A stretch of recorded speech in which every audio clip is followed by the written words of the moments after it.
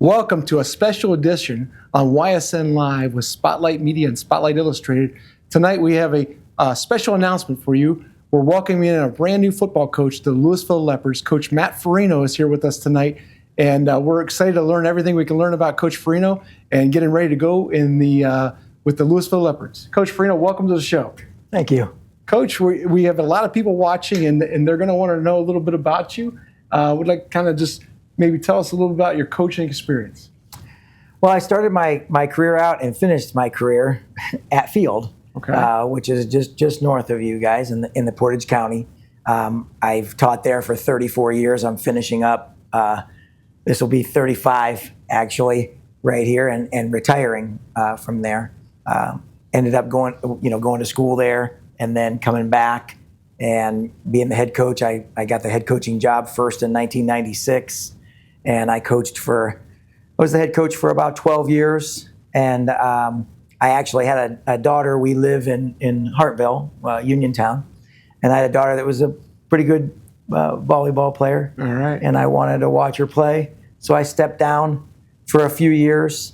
And then after she was done, God opened up that door again, and Field's job was open again. And I was there for another 5 years.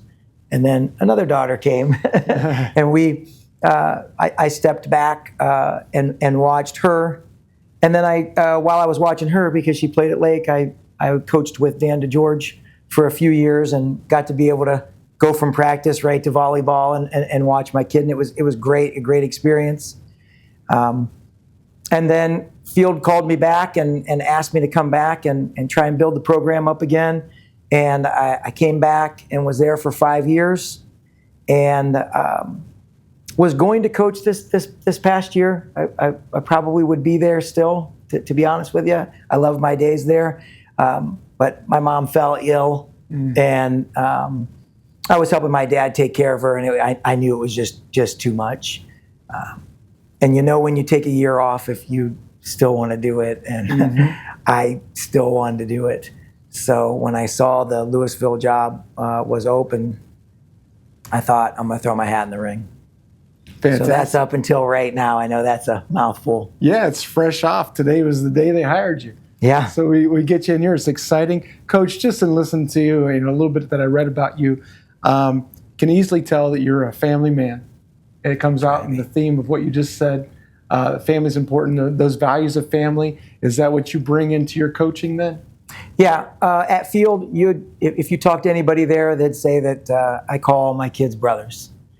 We try to make it a family, and because family is, for me, it's the best thing, because you love your family, you do what's right for your family. Sometimes you get upset with your family, but it's one of these deals. I can say whatever I want about my brother, but you can't if you're not one of us. Right. And I try to bring that family feel in, that everything you do, you're doing for the family, you're doing for somebody else. We say a lot in our program: serve first, eat last. Take the blame, give the credit. That's what I'm going to try to bring here. That's what I've had at Field, and it's been pretty successful. That sounds good. Coach, you said you threw your hat in the ring. So, in being up north, I think playing in the Portage Conference? Yeah, Portage County. Okay. Metro, my career, it's been the Portage County League, it's been the Metro League, it's been the PCL. Okay. So I've been in all of them. And then a stint in the Federal with Lake, right? Yeah. Okay. Yeah. Mm-hmm. So, in those experiences, probably hearing about Louisville, maybe hearing about Louisville or catching a film occasionally on Louisville, what attracted you to apply here? Well, actually, first of all, quite a while ago, I was the athletic director at Field, 2008 to like 2012, right in that area. We were trying to get a new field, and we were going to do a PI levy. And I called Louisville because they had just got a new field, in a new stadium and all that. And it was Rich Venuto, I think, believe it. Okay. Yeah. And Rich was wonderful. I mean, I came in from a smaller school from Field. He took all day with me, showed me everything, showed me things that maybe he would do different, things that were great, told me all the people that you guys used. showed me the facilities. He was honestly everybody that day at Louisville. He had players show me around. Oh, wow. I mean, it was really like I can remember that as my first thing. And then when I you know Louisville football because of the past and the history. When I went to Lake, I coached with John DeMarco, who was a very good coach here and a great guy. And then we scrimmaged. Okay. You guys. Yeah. So I got to come here, play in your stadium, scrimmage in your stadium, and everything. I've been doing so much research. Everybody that I talk to, everybody that lives here, loves it here, and it's such a tight-knit community. It seems like to me. So it reminds me a lot of where I'm from. Okay. There's a lot of consistent things with both things that I'm seeing. That it's tight-knit families. It's a great community. People support you, want the best for you. Since I got named this morning at like 7:30, and since then it's been almost unbelievable how many people have reached out to me, and everything is supportive, and whatever I can do to help you, and it's just. It actually makes me feel really good about being here. Yeah, this town loves the Leopards, as you can tell. Mm-hmm. You don't get a stadium that looks like that stadium without that kind of support in this town. And excited to have you take the helm here and continue the positive momentum that was going last year, and we're excited about where this team can go. Coach, talk to us a little bit about I don't even know if you have this yet. I'm sure you do because you seem like you're a very organized and planned out person, but maybe a little sketch of what your first 30 days are going to look like. Well, first and foremost, I've got to get a staff. I could get people that I'm with. They're far away, and they work. One of the big things about coming here was I had heard so much about the people that you have on staff already, the coaches. So my first thing is going to be I have the numbers of all the people that coached last year. I have a couple of guys of my own as well, and I want to work through getting people that have the same philosophies, the same feelings as I do. So there's not going to be too much being done for the next week or two until I can start to figure out who's going to be on my staff. So that's the first thing. Then after that, we got to start getting into X's and O's. We got to start breaking down what players we have, what the best offense is, what the best defense is to run, putting players in spots, and working in the off season to get ready to have a successful year. I have heard nothing but great things about the previous coach. I can tell you that. Yeah, Coach Cap is a great guy. He's great. Matter of fact, I had Tony Orsetti coached for me. He played at Mount Union with Coach. And I called him the other night, and here's the best compliment you can get. I love Tony. Great guy, great family man, coached for me, loved him. And the first thing he said was, why you calling me about Coach Cap? He's great. And I go, no, I said, he didn't know I was even applying when I called. And his exact words were, great human being, great salt of the earth man. So when I heard that, I was like, wow, that's coming from Tony, so I know it to be true.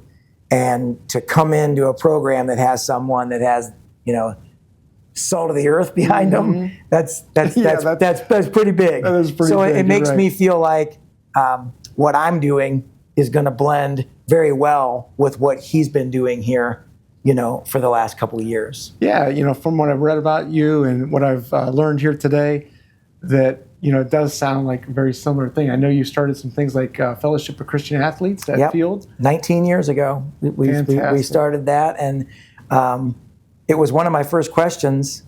It was funny in the interview. I said, do you guys have Fellowship of Christian Athletes? And they said, yeah, Coach Cap is just started it, a few years ago. And I thought, well, that's great. That's right in my wheelhouse. So.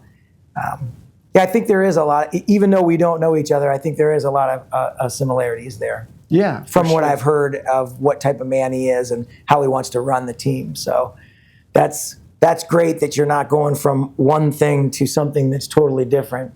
It'll be an easy transformation for the kids. Absolutely. I hope. Yeah, I think it will be. I think it's a mindset that our kids appreciate and have bought into, and they're part of that. Coach, so then we get into X's and O's, and then summer schedule, that kind of thing, and then it's going, right? Yeah, now it's go time. You're in the spring. I know baseball is really big here, so I know I'm probably going to have a lot of guys on the baseball team. Wishing them the best of luck. We'll get through our spring stuff with as many kids as I can. Starting to work through what we want to change, what we want to do. At least verbiage wise and stuff like that.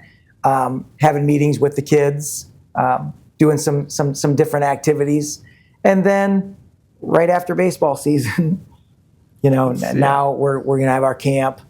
If I do it like I did it at Field, we go straight right after school, have a camp, get everybody on board so that they can then work. They kind of learn the system, and then in those months through July, they can keep working, and we're not teaching them as much there. So having an early camp, if it works out that way, and then right into the grind, right into two-a-days. Yes. Which I missed. I was with my brother-in-law on a beautiful lake on August 1st last year. And I mean, it was 75 degrees. And my wife was there, and my brother-in-law, and my sister-in-law. And my brother-in-law said, "You know it's August 1st, don't you?" And I said, "Yeah." I go, "I know it's August 1st. Yes. And he said, "Are you having a good time?" And I said, "Honestly, I'm having a great time." And he goes, "Well, let me ask you the question. Would you rather be here or at two-a-days?" And I said, "I'd rather be at two-a-days." Yeah, once it's in the blood, it's hard to... It is. Yes. It is. It makes you the person you are. Mm-hmm. So, Coach, maybe I know you have to get your staff, you have to learn the players to be able to develop an offense and a defensive philosophy and the X's and O's. But there's also a general feeling, usually from a coach of what is it? Do you come in with an offensive background, defensive background, a combination, special teams, and then from there we'll get a little deeper. So at Field, I've had to be both. Okay. So it's a little bit of a smaller school. So at times, when you're the head coach, you have to come in and look at your staff and say, this person is a defensive guy, so I'm the offensive guy. And this person can do this, so I'm the other one. So I've done offense, defense, and special teams, mostly offense. Okay. So I do enjoy offense, but doing defense then makes you feel like, okay, this is what I'm going to do if you're going to do this. You know? Right. So it kind of gives you both sides of it. It'll depend on who I retain. Okay. But probably offense, I would say. And like with any new coach, and you've coached long enough that you've faced new coaches. When a new coach comes in, you always think to yourself, well, this guy likes to do that. So I would expect that. What would be the thing they would say about you, Coach? Well, besides the last year I coached, everybody would probably say, I'm a guy who probably doesn't have a tight end. I'm going to spread you a little bit, but I'm going to spread you to run the football. Okay. So I'm spreading you out, not really to spread you out and throw all over the place, but to run the ball. Okay. But I like an athletic quarterback, a good running back in the backfield. I like to run a lot of zone read where the quarterback, where the defense has to say, we're either going to try and stop this guy or we're going to try and stop this guy. I'm usually a numbers guy where we're going to read how many numbers are in the box, and then if they're going to try and stop both, then we're going to bubble you outside or we're going to throw. Might be talking to John DeMarco here. You learned a little bit with working with him. I did. John and I had a great time together because we came in the lake and tried to be like, hey, we got to get that bubble out there. we got to get this. We got to get that. Yeah. But I had a running back my last year that's at Ashland right now that was a 6'3.5", 245. Okay. And he was big time. Wow. He rushed for about 1,900 yards for me. Yeah. We had a great year with him. And I went back to the coach that if you'd have talked to somebody in the 90s, I was. we hammered it. Okay. We downed out you quite a bit. wrap and dart, lead. So I do love that stuff because I do love to run the football. Right. Well, even like we've referenced DeMarco a few times. Last year he was in 3-back. Yeah. So, you adapt to the personnel. Yeah, you have to. And that's why I said I have to look at what we have. And I don't want to come in and say, hey, the kids now, you have to learn all my verbiage, everything that we're going to do. I've watched some film, and a lot of things that Coach did last year is a lot of things that we do. I know when we started, I ran the 4.25 at field. Oh yeah. So I love the 4.25. Yeah, and we ran that, and then we kind of morphed it into a 3-4 look with what we called a Falcon. That was a guy that was kind of unblockable coming in at you. Yeah. That kid was honorable mention All-State for me. But we kind of morphed that, and it was a little bit when we went to the 4.25. The person I went and talked to was Vince Karras. So we went and got that. So I see similarities on what he's running last year. So I think implementing what I want to do is not going to be, way out there for what the kids have. And the defense was pretty doggone good last year too. It was definitely. So, sometimes you don't break something. You don't need to reinvent things sometimes. No. And offensively, a lot of stuff that they did that I saw, it was a little bit like what I do. I saw a lot of one back, and I did notice that number 2 was pretty good player there, and a lot of good players. Not just to mention one. I just when I said earlier, if you have a good quarterback and you have a good running back in the backfield, it really paints a bad picture for the defense because they got to say we're going to stop one of them. Right. And then the other one can really put a hurt into you. Yeah. Coach, I know you said that one of the things you're going to do today is head to the weight room. Yes. And so tell us a little bit about that.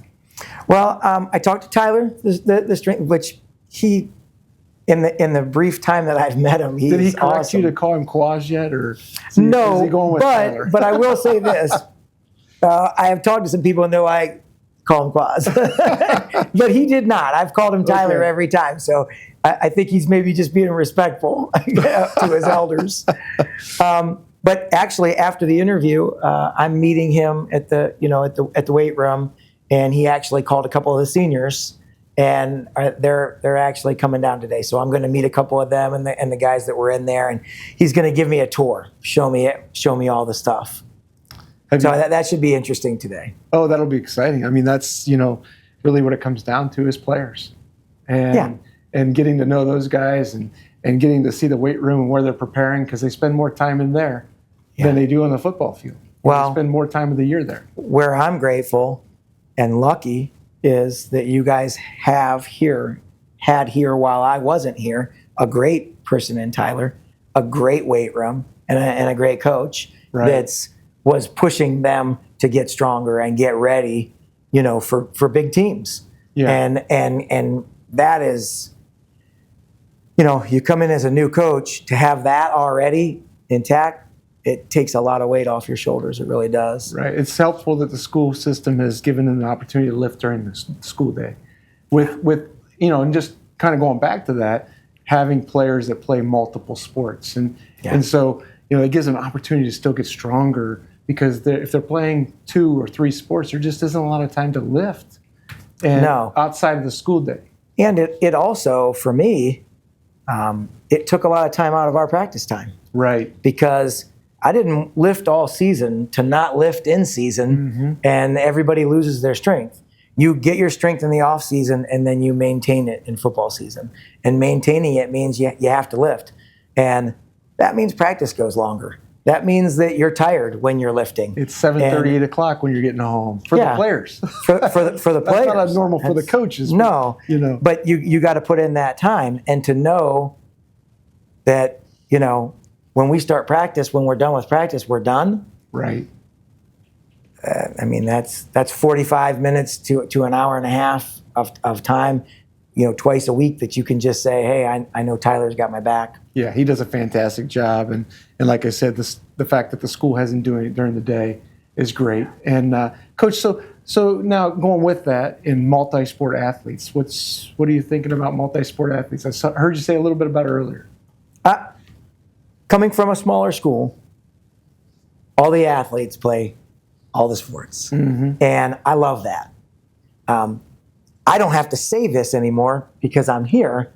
But before, I would tell kids, I would much rather you play basketball, wrestle, run track, play baseball than be in the weight room. Because you're learning how to compete. You're learning how to win.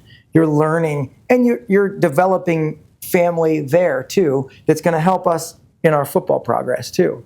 So I'm a big proponent of I want kids to play other sports. I don't want to tell a kid, hey, I don't want you to play basketball because I can get 20 pounds on you in the weight room. You know what I can do? You can play basketball and you can still lift during the day, and we can be successful in all sports.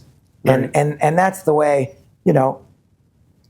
I would never, ever want to hinder another sport for the success of mine. Right. We can all play together and be successful. And I think if you get that going, hey, I'd love to have those basketball kids. You win a state championship. That's not a small task. Right. Those kids know how to win in pressure situations. And then when they come to football and we're in the same situation, it's like they've already been there. Yep. Sports complementing other sports. Absolutely. Allowing kids to graduate without regrets for missing anything. Yeah. Because, some of the kids are going to go on and play sports, but let's face it, most people are not. Right. This is their last step. And on top of that, and I know we're getting off on another angle. That's okay. But that's the most enjoyable time of an athlete's life usually is high school sports. Yeah, it is. And you have different families. I played different sports, and I had great friends in football. And then sometimes I didn't talk to them for 3 months because you're in the next season and then you've got those friends. But then as soon as you went back to the next season with them, it was because you're family, because you played a sport with them. And you see them 25, 30 years from now. And if you played sports with them, you're already talking about the coach. You're talking about a game, or that play. And you're right back in the moment. So I would never want to take that away from a kid to have those experiences. For sure, Coach. Have you had a chance to go in the stadium yet? Not since I've been the coach, but I have been in the stadium. Okay, yeah, you were there. We scrimmaged them. Beautiful. It's a great environment, and I've watched some playoff games there too. So so I've been in the stadium for sure. Friday night in Louisville, the best compliment I ever heard was Larry Karras said, I wish I would have played at a place like that. Because the Friday night environment here at Louisville Stadium is unique. Yeah. And everybody's got their own unique thing, but it's pretty unique how the town converges on that stadium. Yeah. And I love the location of it too. It's like right there in, you know what I mean? Yes. Like, hey, let's build a little town. And then you know what? Let's put our football stadium. Let's put our football stadium right in the center. That's perfect. That's the kind of place I want to live. That's the kind of place I want to coach. I'll tell you that. Absolutely, Coach. Well, we really appreciate you coming by. Excited what you're going to do for the Leopards. Excited to have you here. Your philosophy, your mentality. Easily see the character that you have and what you're going to bring to this football team, and the success that will be in a lot of areas from that approach. Just welcome to Louisville, Coach. Thank you. I appreciate you guys taking the time and letting me talk about football and what I want to bring. If you ever want to talk football, this is where we can talk football. All right. And thank you for joining us today for the special edition on YSN Live and Spotlight Illustrated, welcoming Coach to Louisville for the Louisville Leopards.